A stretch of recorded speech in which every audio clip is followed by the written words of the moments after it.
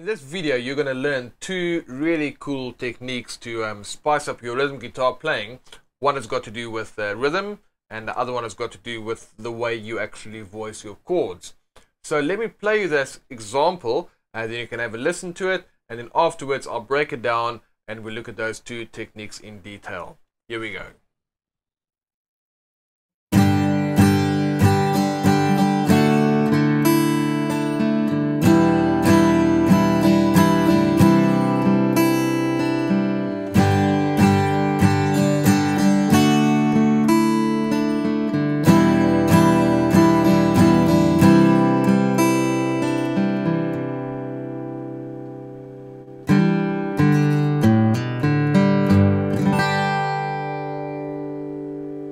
Okay, so if you like that little piece and you'd like me to show you how to play that and to teach you a little bit more about those two techniques that I use there, then just stick around. It's going to be a quick video, and then I'll show those two different techniques to you right away.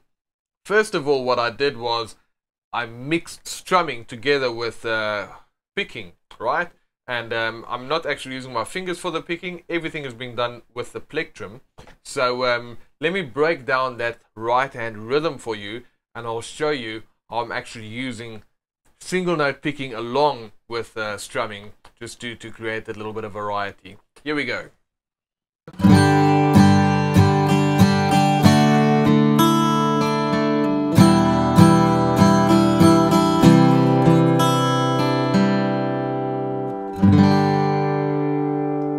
So what's happening in my right hand, it's actually going down, down, down, up, down, up, down.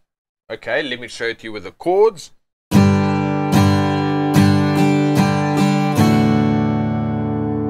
One more time slowly. Down, down, down, up, B, which is also a down. Now my little picking pattern that I'm actually playing on the D chord, it goes as follows. Alright, I started, first of all, before I show you the notes I'm picking there, I'm changing my D chord a little bit just to make it sound even more open. So what I've done there is I've just lifted up my middle finger.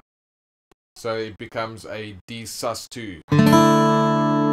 See, if I leave the middle finger on there,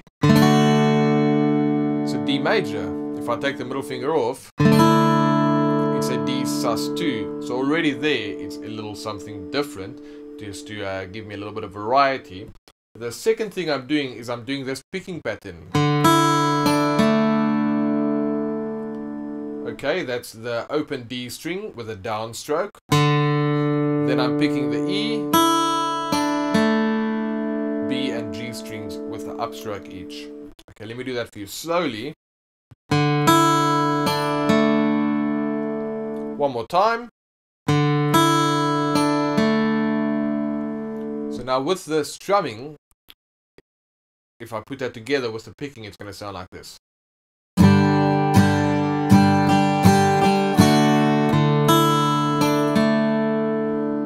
Okay, as you can hear, it sounds pretty cool, just being able to vary the strumming and the picking. Let me do it for you one more time slowly, and then we'll check out the following two chords.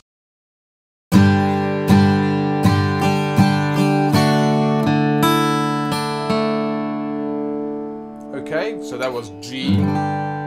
It's actually a G5 if you want to be technical, because there's no B in this chord to make it a major chord. So it's G5 to D, which becomes D sus2. Then my next chord is actually called E minor 7th. It's just like a normal E minor, but as you can see, my third finger, it actually stayed there for that chord. Okay, so let me play those first three chords again, and pay close attention to my third finger. It always stays in the same place. So here's my first chord, G5, D, D sus2, so that finger stays there, and then E minor 7, that finger stays there. Now for my next chord is actually called C add 9, and that looks exactly like the G, but I drop my first two fingers a string each, and I take the third finger off. So So to get there from E minor 7th, I just go like that.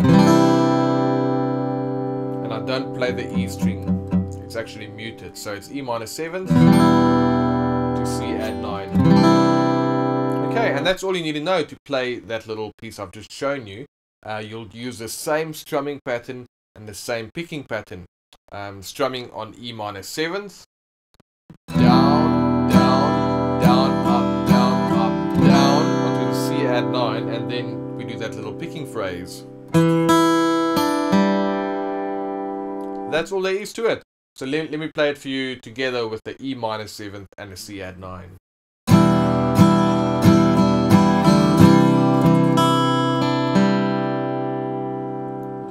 That's all that is to it. So before I play it for you one more time in its entirety, let me just tell you what I've done with those chords, so that they actually sound a lot better than when you're just playing the normal chords. So basically, I'm using what's known as a common tone, right?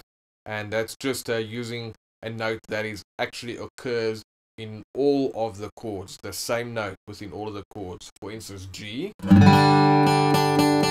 There I have that D note, which is the 3rd fret on the B string. Then D. That note is still there. E minor 7. That note is still there. And guess what? C add 9. That note is still there. So that's known as it's a common tone. Some people also refer to this a little bit as voice leading, because you know the chords don't jump all over the show. If I just play G major, the normal G, to D, to E minor, to C, it still sounds alright, but I think when you use the common tones, it sounds a bit cooler like that. So what I'm going to do for you right now, just so that you can hear the difference, first of all, I'm going to play G, D, E minor, C, using just a strumming pattern, no picking. And then the second time around, I'm going to play the same chords, G, D, which is going to become a D sus, E minor 7th, C add 9.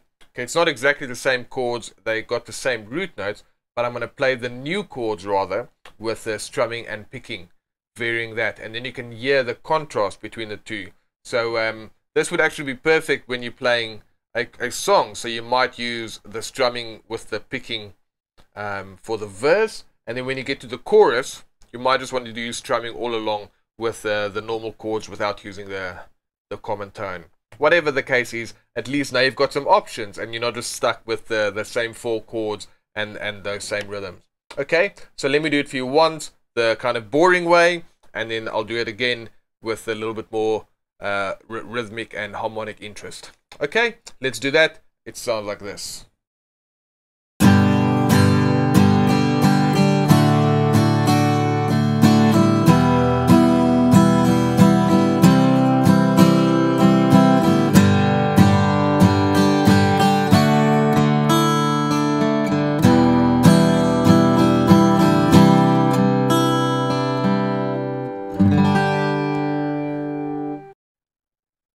Okay, so those are 2 little tips that you can use to get a little bit of some interesting stuff happening in your playing.